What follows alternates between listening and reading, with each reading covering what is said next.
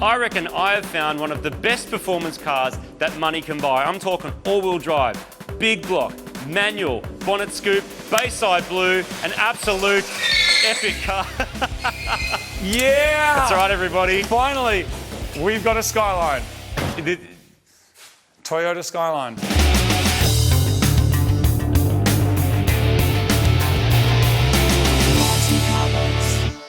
Sometimes the best cars are right in front of your face. They're at the shops, at the park, or maybe at the boat ramp. But they're invisible because they're everywhere. While they may not be on posters on walls, on auction websites, or being given away by enthusiastic influencers, there is a chance that maybe these cars are actually way better than we think. Have we been so saturated with big block, big power JDM Heroes or 10-second Euro Luxo hatches that we've forgotten how much fun some of these simpler machines can be? I think this is one of the best value all-wheel drive cars you can get. They're dirt cheap, they're strong, reliable, useful, they're everywhere. And with just a few mods, there's a chance this could be absolutely epic.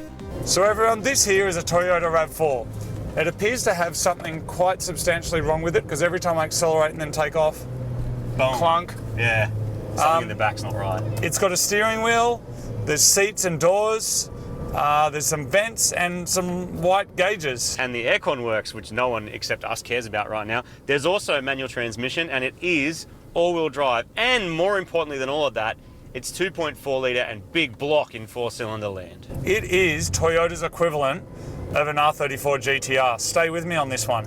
Martin, Yes. how many doors has this got? 2, 3, if you want to call the hatch a door. 2, 3 Just doors. 2. 2 doors, sure. GTR? 2. Yep. Yep. Steering wheel? Correct, both. Both Yes. got steering Yep. wheels. All-wheel drive? Yes. Tick. Bayside blue or a Toyota equivalent? True. Bayside Yep. blue, that's what I'm calling it. Manual? Tick. 2.4 litre verse? 2.6. The same. Same. The same. Let's call it the same. So considering that like R34 GTRs are going up for like $500,000, we got this for $494,000 less. Exactly. Martin, I'm calling that a bargain. I feel like this could all be fixed. Don't tell me it could be fixed. It could be fixed. Don't do this, Martin. Yep. Don't tell me The we're wind. fixing it with this. The wind, man. Oh, stop Needs it, the wind Martin. up it. Yeah. Then it will be excellent. It needs a turbo. Yeah. So what are we going to do with it? Put a turbo on it. Okay, good. Before we get too far ahead of ourselves with adding boost, we want to find out what the car makes at all 4 wheels when it's completely stock. So we're going to roll it onto the dyno for some power runs. Now when these came out from Toyota new in the early 2000s, the 2AZ FE 2.4 litre engine was rated to around 120 kilowatts at the engine. But some RAV4s got a slightly fancier version which included some oil squirters and higher compression which made 132 kilowatts at the engine. The all-wheel drive system will sap some power, as will the 20 years of driving to bingo on the boat ramp, but it's time to see what this jacked up nugget can do.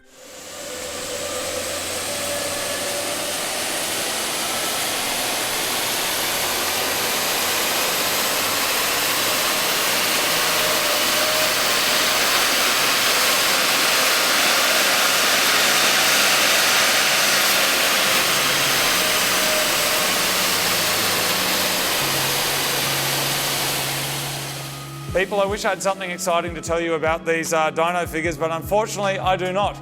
The most shocking thing about them is just how shockingly boring they are. We've ended up with 79.8 kilowatts at the wheels and 231.9 newton meters of torque. And I think what's most worrying about this initial power figure is that is the same kind of power we were getting with our cash versus trash projects, which was an old Peugeot 206 and a budget Suzuki Swift. And the engines are way smaller because this here is the big block 2.4 litre. In fact, the same engine that was in the Camry project we did with the world's cheapest turbo. Exactly, and this is all on the same dyno, people, so the comparison is interesting. We managed to overlay the Camry figure.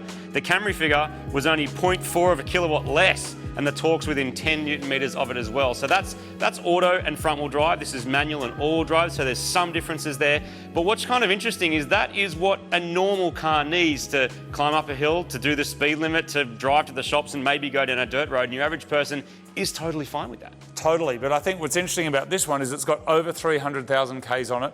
It's rattling around. It feels like everything is about to fall off underneath the car, so it needs some work. Definitely. But Martin, we need more power, don't we? Yes. And I think the way we get more power is we open the bonnet, we start pulling things off, and throwing them in the bin. The first step is to jack off your car so we can start throwing a bunch of it into the bin. I reckon there's a sweet spot with older cars that have fallen in value so significantly that you can pick them up for almost nothing, which still offers heaps of utility and fun. This car may not be as unique or rare as the juicy JDM Heroes that everyone loves, but often the engineering behind these cars is just as good or sometimes even better. These cars were technically a soft roader or an early SUV, but the driveline, hubs, brakes and engine were all made to be driven on-road and off-road, and the bonus is that they're a little bit more heavy-duty than your average hatchback. While there are some similarities here to our turbo Toyota Camry, the RAV itself is all new territory. But we're going to try and recycle as many existing parts as we can from around the shed, because that's going to save money, and we're going to try and prove that carrying over some of your performance mods between different cars can be a great way to kick off a new project without having to start completely from scratch. That was a very long-winded way of trying to justify that we are going to borrow the turbo from our boosted Camry project. We know we aren't going to be using any of the stock intake or exhaust parts that will all be replaced with nice shiny turbo related stuff, so it can all go in the scrap bin. We can get a few $100 back for the scrap metal and the massive factory catalytic converter. The engine does look identical to the 2AZ that was in our Camry, but to be sure our turbo kit is going to fit, we're going to be removing the exhaust manifold and everything around it. Okay, we have removed all of the exhaust system and all of the intake stuff. Now the question is, how do you make it fast? That's the answer. He's holding the answer in his hands and his mind and his... Let's try and fit it, Martin. All right. I don't know if it's going to fit. I hope it does.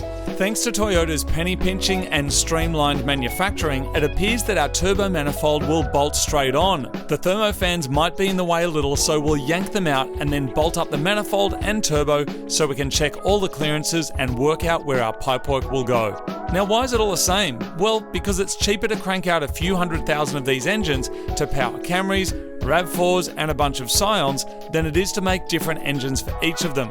Swapping parts between cars that are built on similar platforms is an easy way to save money and time because you don't have to fabricate new stuff constantly. This is what you'd call a low mount turbo setup. Thanks to the good manifold design, the turbo sits nice and close to the block, making it easier to fabricate all the related pipework. Now we are very close to getting this turbo and this manifold fitted, and if this looks familiar to you, that's because you're Mega OG 1000. You've probably seen it on our Camry project where we got the world's cheapest turbocharger kit and stuck it on a Camry, even though we didn't because most of it didn't fit. Most of it didn't fit or was broken, and so we had to replace a few bits, notably the manifold and the turbo itself. So manifold is about $300, turbo is about $1,000, so $1,300, call it for all that. It looks like it's going to fit. There's some stuff that might need some adjustment. This is manual, the Camry was auto, so that's different. Yep. But I reckon it's going to work. And the 2AZFE is a solid engine. How much boost can you put through it? Don't know, but we're going to find out. We are going to find out. And obviously when the Camry got crushed, we took all the good stuff off so that we could use it again. Marty, you've been talking about doing a turbo RAV4 for ages. As soon as we did the Camry, in my head, I'm like, what could possibly make this better? A front-wheel drive Camry that's manual swap it, yeah, maybe. Then I started thinking, what's all drive that has these engines, that small, light, two-door, potentially a lot of fun that never came out with this kind of thing. And I think RAV4s look a bit weird, but I think there's a lot of potential here that we can explore. And there's some things that are actually going to be easier than what we did on the Camry, like the engine management will be easier because we're not trying to control an auto. Yeah. You know, slipping it and controlling it, we should just be able to drive it properly. So very excited about what this is going to enable with this, but now we've got to do a bit of messing around to get it to fit.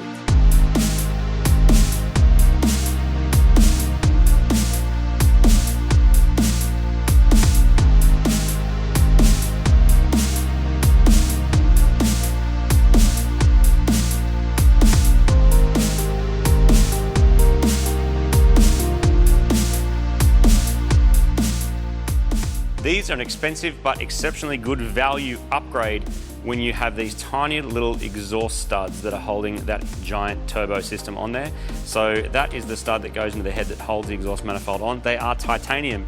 You screw them in like that using a little hex head thing. Don't need a lot of torque on them to hold them in there, and then we can put our exhaust manifold on. We'll also support the turbo and the exhaust manifold from underneath using some brackets, but this is what holds on the top.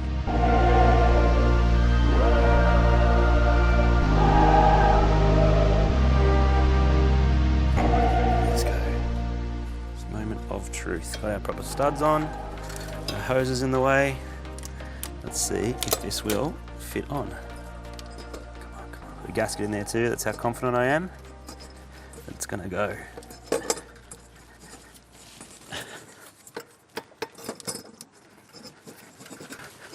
Boom, look at that.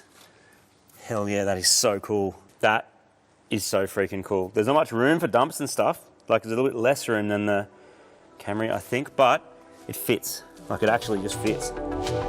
It's so cool, man. Look at it. I want to get the turbo mounted as soon as I can so I can work out how much of the existing kit I can use and also get the oil supply and return sorted. Aaron has dropped in to give me a hand, and lucky for him, the sump can be removed with the engine in place. The Camry sump looks identical, which will save me having to remake the oil return, so with a quick cleanup and some new slaz, it can go back onto the RAV engine. It seems that old Toyotas are mate magnets, and soon enough more legends dropped in to have a look and see what we were dealing with on this SUV. Good choice of shirt, Dave. I really like this shirt. Good on you, man.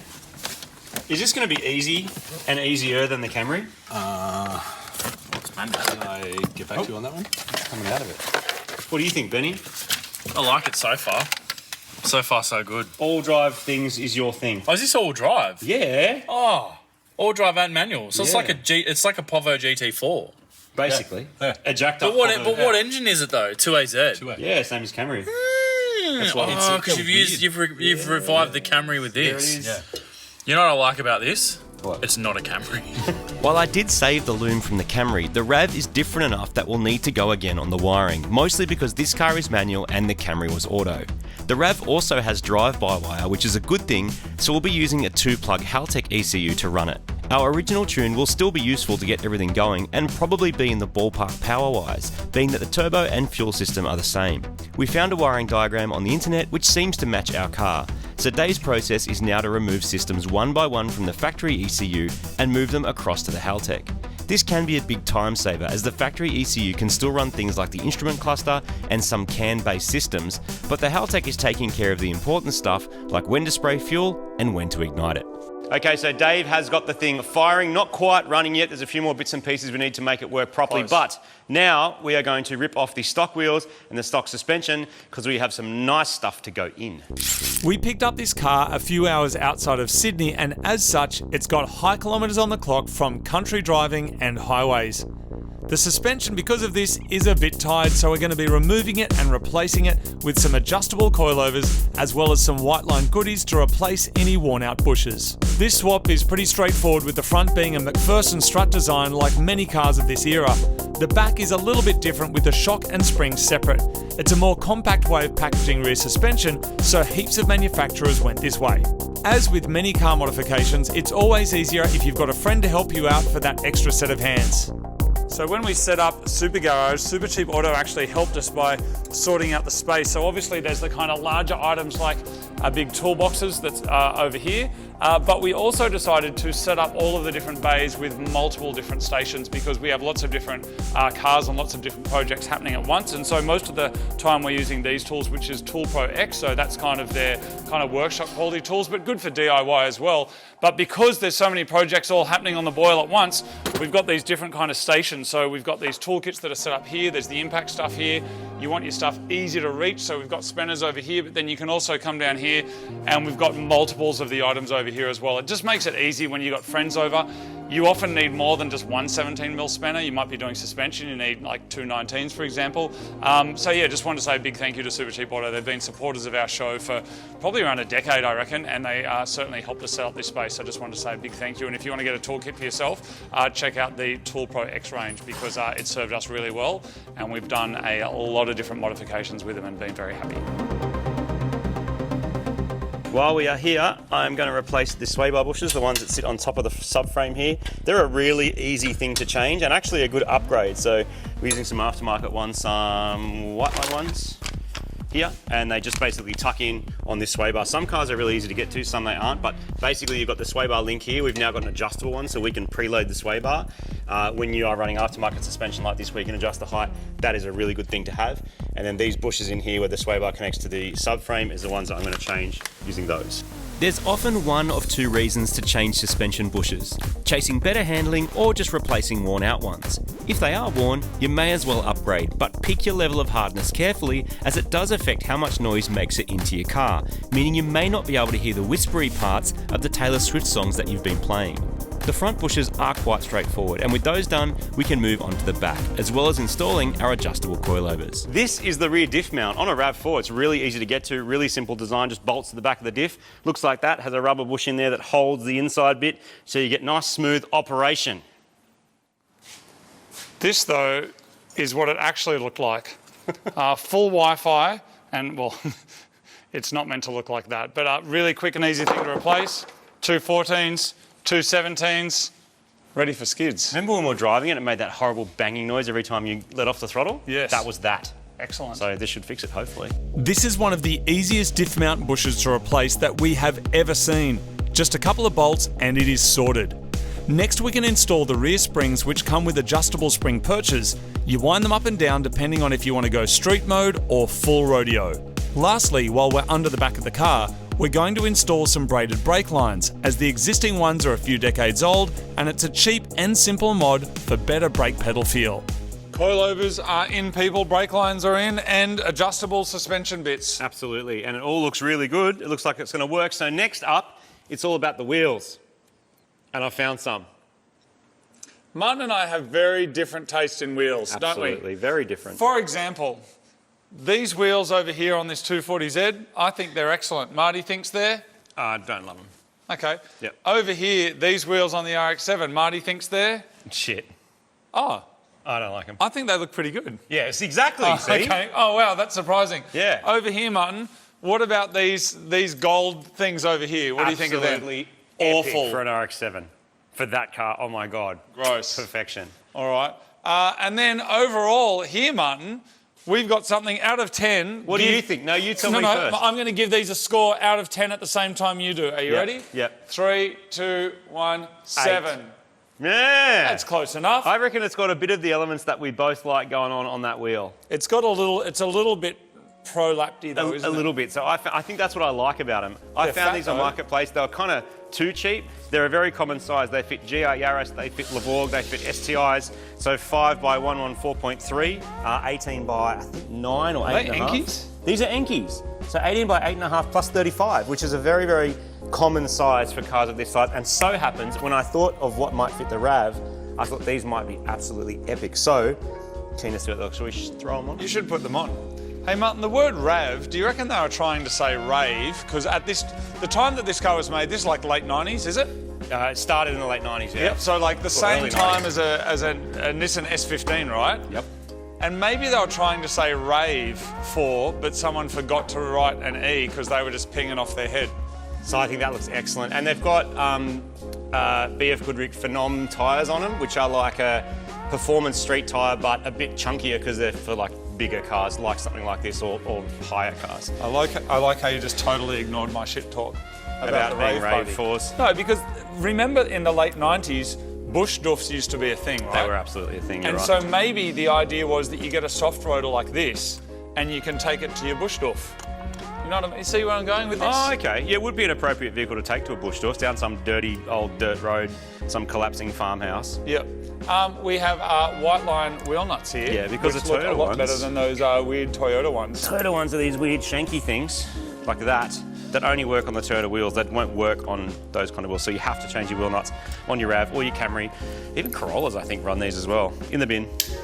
That looks great. Let's drop it down, see what it's like.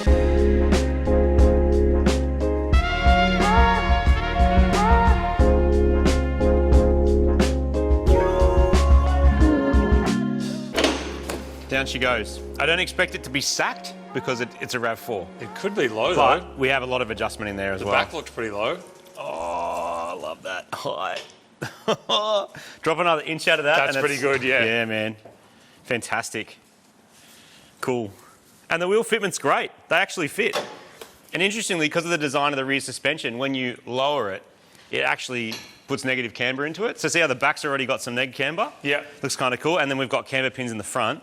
So at the moment, that's not adjusted, so they're sort of sitting pretty straight. Yep. But they will tuck in a little bit when we adjust the suspension. We'll do all of it. If we get another shoe's worth out of it, just that bit, another shoe's worth, Yeah. and then a bit of camber, Yeah. we're ready to rock and roll, Those man. wheels are a winner though. It's always tricky, you know, when you're like just guessing what a wheel will look like because I think these were like $1,000 on Marketplace. They weren't that much considering how new and clean they are. This is a wheel I believe you can still buy. Yep. And that fits great. Good job, Martin, and they look all right. So we have a bit more work to do now to get it to run properly. So a bit more wiring to do, a few more things we have to add like oxygen sensors and just the stuff to make it drive.